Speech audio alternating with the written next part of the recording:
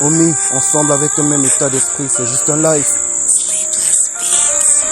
Ce sont des paroles dont ils ont besoin de comprendre, et non des mots dont ils ont besoin d'entendre. Ce ne sont plus les yeux qui guident le corps, car l'on ne voit que ce que l'on veut croire.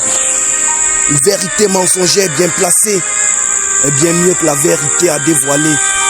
Une illusion réaliste, l'humanité un leurre créé pour se donner l'impression de ne pas avoir dévié.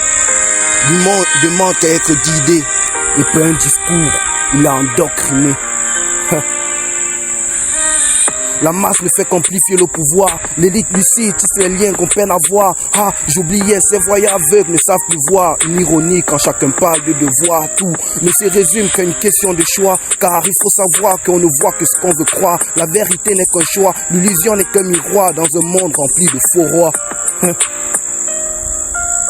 L'amour engendre la haine engendre la guerre, la haine engendre l'amour engendre la guerre. Au final, haine ou amour, un jour on connaîtra la guerre.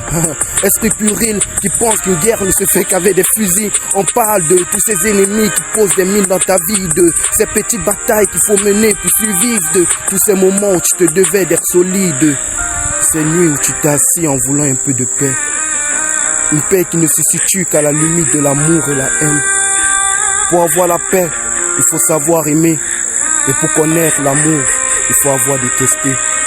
On ne peut dissocier la haine et l'amour quand chacun de nous, les deux s'y trouve.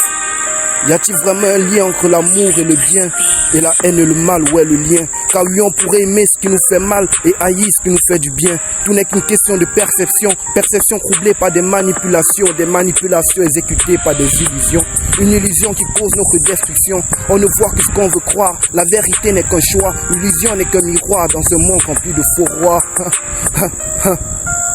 Apprendre à aimer ou apprendre à haïr, c'est comme apprendre à un nouveau-né à tirer le lait du sein de sa mère.